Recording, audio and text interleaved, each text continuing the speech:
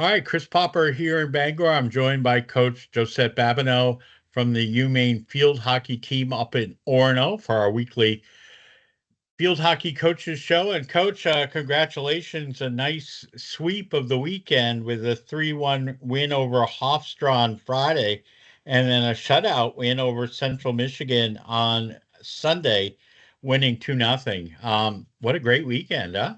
Yeah, it was a good weekend again, just another solid, pretty solid performance really on both days and still very I guess satisfied with our defensive effort, in those two games and how that's leading to even in the Central Michigan game, even though we did have maybe more of the possession of the play, I think to not allow that many scoring opportunities against us in the game, that's the part of the game that we're trying to work really hard at.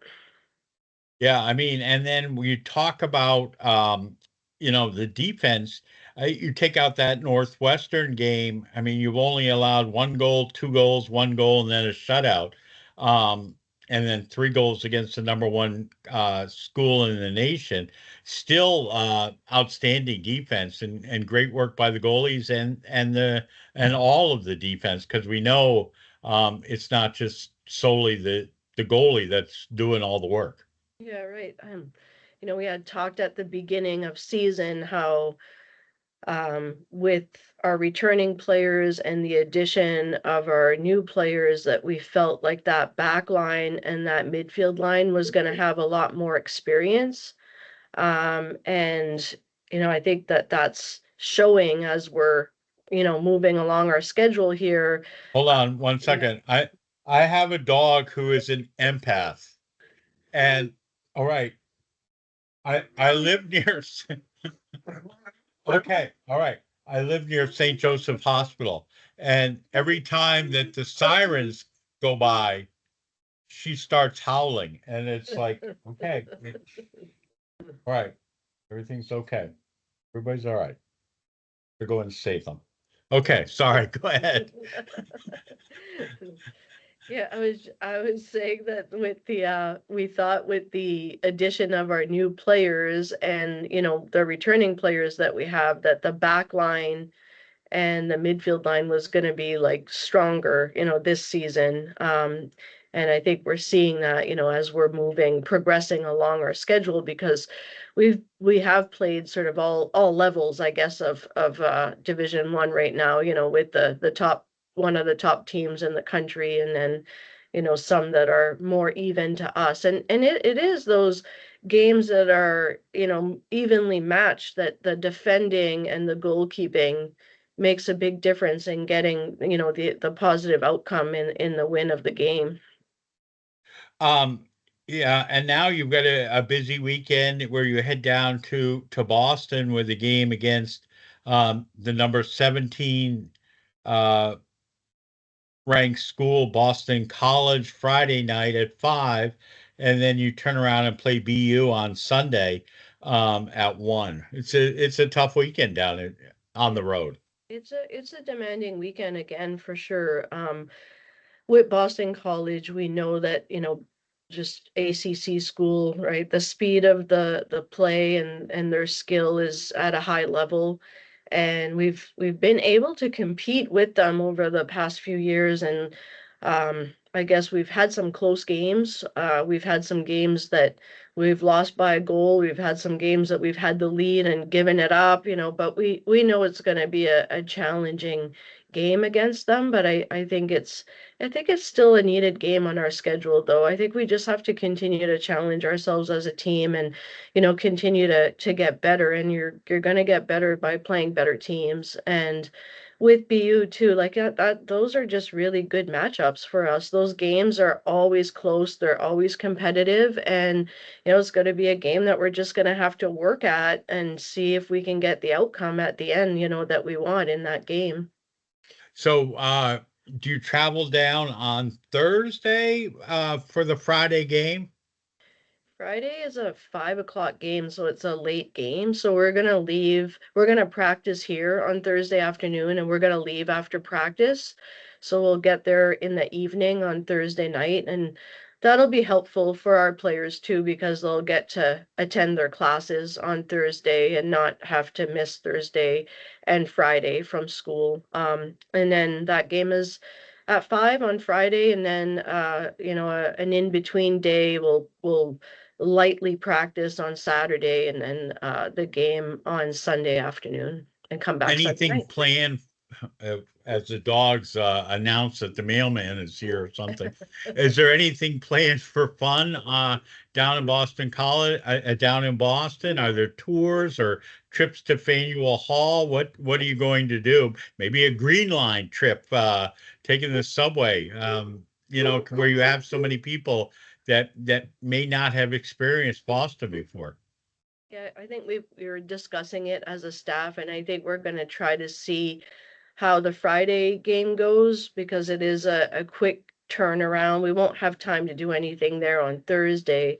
So really the only time that we'd have for free is Saturday. And I think we just have to be, we want to do it, but we have to be a little bit careful with, if we do it, how much time are we really spending doing it? Because, getting down there with the bus and even just spending an hour is still very I guess tiring, I would say, for having it played the day before and trying to think about our recovery, for the next game on Sunday. So we may not do much. And then also I think Saturday with school starting, it's a good time for our players to have some time in the afternoon to do some school work and, try to keep on top of things as they start the semester. So in other words, win and you may get a little field trip. Lose and you're all going to study hall is what you're saying. I'm reading between the words, right? I mean, Uh, that's funny. No, I don't think it has to do with the outcome. It'll just be the output of how much it takes out of us on Friday. Right, right.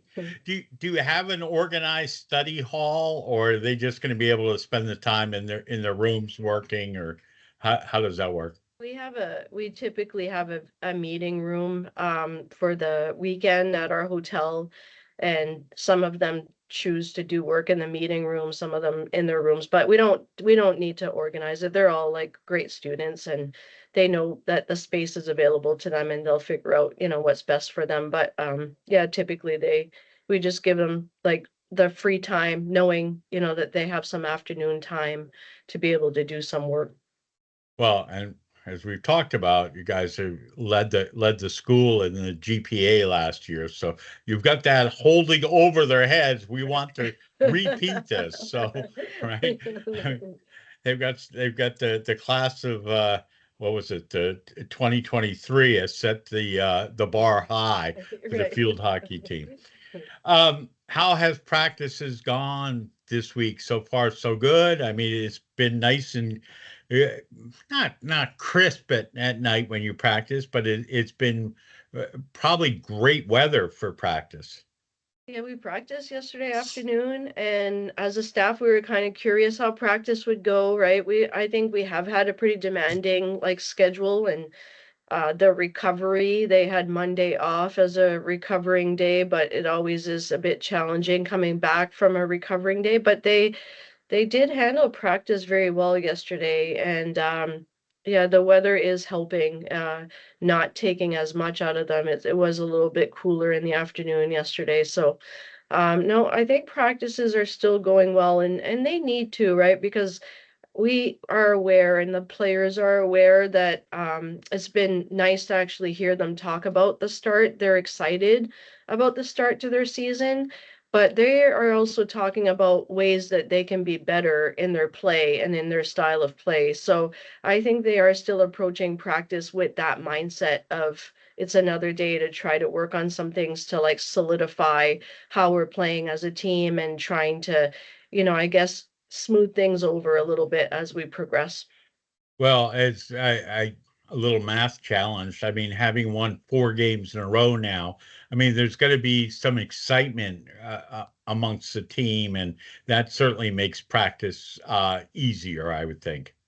Yeah, I think that like our returning players know last year that we had a lot of close games that didn't go our way. So they're excited, obviously, for the start. And then for our returning players, even in the programs that they came from, right? It's like they're excited they know that winning, does change the atmosphere on the team, but they're experienced enough that they're enjoying the wins, but they're also know that they're here for, what's going to happen in our conference play and, the success that we can try to have at the end of the season. So I think that's why I think that the age and the experience of the players is making that we're not gonna not practice hard right now or take any Yeah. games lightly right now.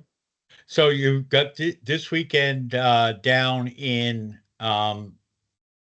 where am I I'm looking at BU, and then coming home, and next weekend you just have the one game against Stonehill, We which have is a little odd. we have two games. We have Stonehill on Oh, I'm sorry, in Saturday, Merrimack College. Merrimack on Yeah. Sunday. Yep. Okay. And then I'm just looking at your schedule, and talk about brown nosing, umpire appreciation day. I, wait, that, here you go to Mr. and Miss Umpire, and you automatically go up 2-0. I mean, what a great way to, what do you mean that's a turning call? We're just doing umpire appreciation day. Right, right. I've never seen that. That's a great, good thinking there, coach. Good thinking. It's umpire appreciation week, so we might actually see some of that in our away games this weekend. So it might work in our other favor this weekend as well. Well, that's when you go up and you make sure all the players shake the hands of them and say, "Thank you so very much. Keep that whistle in your pocket," right? Exactly. All right. All right, coach. Thanks so much for joining us. Continue best luck. Uh, UMaine on the road this weekend at BC, on Friday at BU, and then returning the following weekend, Saturday and Sunday. So don't have that day off in between. Saturday the 21st at 1, which is Alumni Day, and then Sunday the 22nd, International Day, and also a great chance for everyone to come out and get post-game autographs by all the players. And I know they love to be able to sign all the posters and give all the autographs. Yeah, they love when players from the community are at the game, younger players, and they love that interaction with those players after the game. All right, coach. Thanks so much. We'll talk to you next week. All right, thank you.